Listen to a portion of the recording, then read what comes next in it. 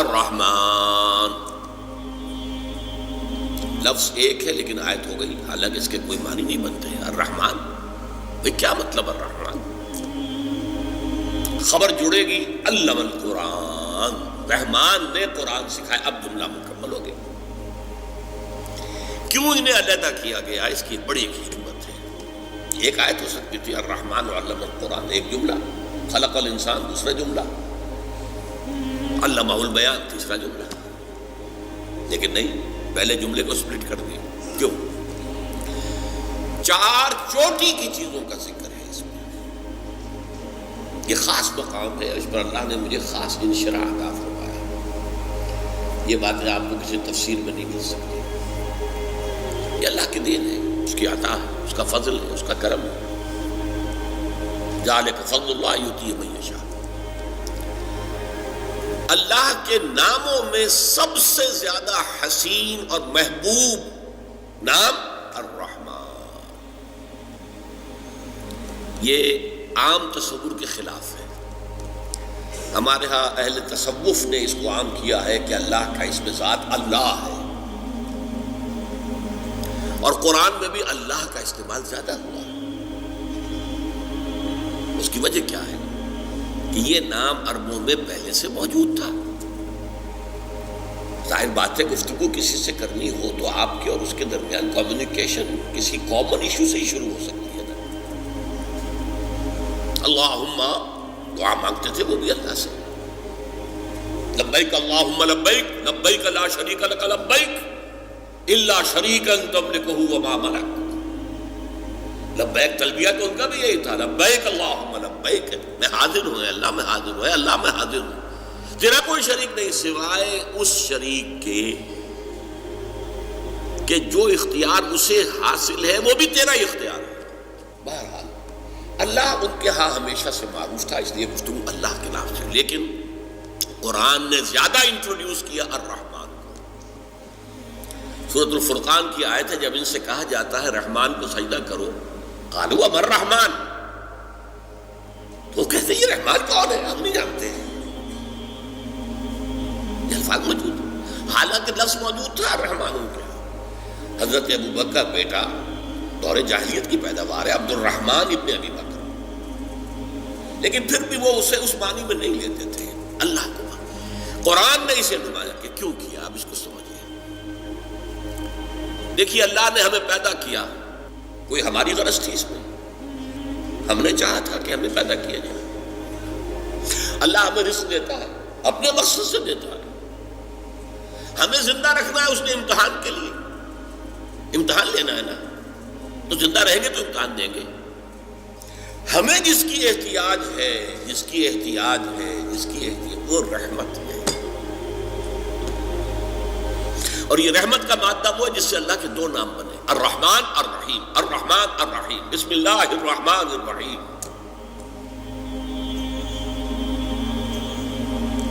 رحمت کی سب سے زیادہ ضرورت ہے، کیوں؟ حضور نے فرمایا کوئی شخص جنت میں داخل نہیں ہو سکتا محض اپنے اعمال سے، جب تک کہ رحمت خداوندی دستگیری نہ کرے۔ دستگیری کسے کہتے ہیں؟ کسی کا ہاتھ پکڑ لینا، پکڑ کے کھینچ لینا، دستگیری۔ کسی صحابی نے بڑی ہمت کی پوچھ لیا حضور آپ بھی؟ جب آپ نے کہا کوئی انسان نہیں جائے گا جنت میں صرف اپنے اعمال کی بنیاد پر، تو بڑا کیٹیگوریکل سٹیٹمنٹ ہے،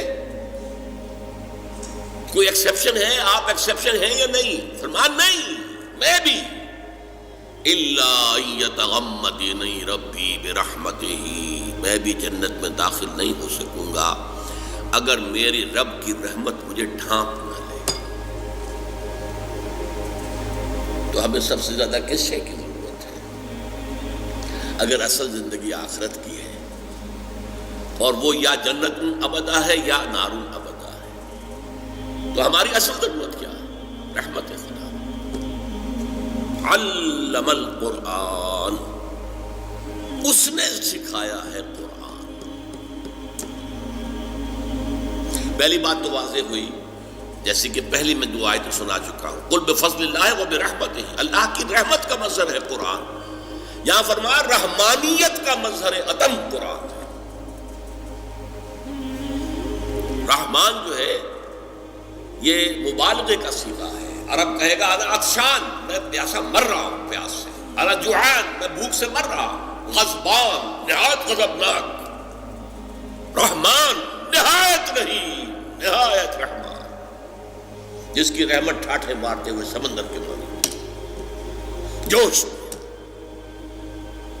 یہ رحمت خداوندی کے جوش کا مظہر ہے کہ اس نے قرآن عطا کیا۔ دوسری بات کیا ہے اس میں، باقی سارے علوم کس نے دیے ہیں؟ سائنس کس نے سکھائی ہے؟ یہ وہ علم الاسماء آدم کلھا ہے جو حضرت آدم کے اندر ودیت کر دیا گیا تھا۔ پورا علم، سائنس کا پورا علم، لیکن وہ کس شکل میں تھا؟ جیسے آم کی گٹھلی میں آم کا درخت ہوتا ہے، اسے توڑیں گے پھوڑیں گے تو گٹھلی کے اندر کچھ بھی نظر نہیں آئے گا، لیکن درخت سارا کہاں سے آتا ہے؟ اس کو آپ انگریزی میں کہتے ہیں پوٹینشلی، پوٹینشلی عربی میں کہتے ہیں بالقوہ، بالقوہ پوٹینشل۔ اس سارا یہ علم جو ہے سائنٹیفک اینڈ ٹیکنالوجیکل، یہ حضرت آدم کو دے دیا گیا۔ اسی بنا پر مسجود ملائکہ، اسی بنا پر خلیفۃ اللہ۔ خیر، لیکن یہ علم ہے جو ایکسفولیٹ ہو رہا ہے، جیسے آم کی گٹھلی سے پہلے 2 پتیاں نکلتی ہیں، پھر اٹھتی ہیں، چڑھتی ہیں، تنا بنتا ہے، پودا ہے، پھر درخت بنتا ہے، کئی سال لگتے ہیں۔ اسی لیے ہزاروں برس ہو گئے ہیں اس آم کی گٹھلی سے یہ علوم برآمد ہو رہے ہیں، اور یہ پچھلا 100 سال یہ ایکسپلوژن، دھماکہ ہے علم کا، معلومات کی انتہا ہے، ٹیکنالوجی کی انتہا ہے۔ چاند کو تو قدموں تلے آدمی روند کے آ گیا ہے، اب وہ کمند ڈال رہا ہے مریخ پر، کمند تو جا کے اٹک گئی ہے وہاں۔ لیکن سارے علوم میں چوٹی کا علم قرآن کا علم ہے۔ اللہ کے تمام اسماء میں چوٹی کا نام الرحمن، اور جتنا بھی علم اس نے انسان کو دیا، ملائکہ کو دیا، جنات کو دیا، کسی کو دیا، سائنسدانوں کو دیا، فلسفیوں کو دیا، ان میں چوٹی کا علم قرآن، اس کی رحمانیت کا مظہر عتم۔ اگلی آیت آسان ہے، خلق الانسان، انسان کو پیدا کیا۔ آپ گزر جائیں گے، بھائی انسان کو پیدا کیا، کیا جنات کو نہیں کیا؟ کیا ملائکہ کو نہیں کیا؟ نورانی ہستیاں ہیں،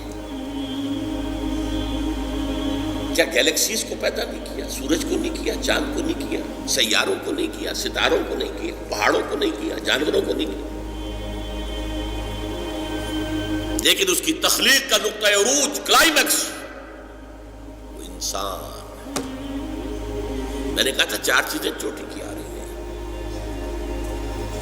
اللہ کے ناموں میں سب سے اونچا نام الرحمن، اس کے دیے ہوئے علوم میں سب سے اونچا علم القرآن، اس کی تخلیق میں سب سے اونچی تخلیق، جس کے لیے کہا گیا ہے قرآن میں خلقتہ بیدی، اس آدم کی تخلیق میں نے اپنے دونوں ہاتھوں سے کی۔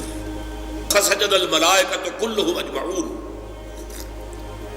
اس قدر تاکید ہے، الملائکہ حصر، تمام فرشتوں نے سجدہ کیا، سب کے سب نے کیا، سب کے سب نے کیا، تاکہ کہیں مغالطہ نہ رہ جائے کہ شاید جبرائیل نے نہ کیا ہو، شاید اسرافیل نے نہ کیا ہو، یہ تو بڑے اونچے فرشتے، نہیں، سب کے سب نے، سب کے سب نے، سب کے سب نے کیا۔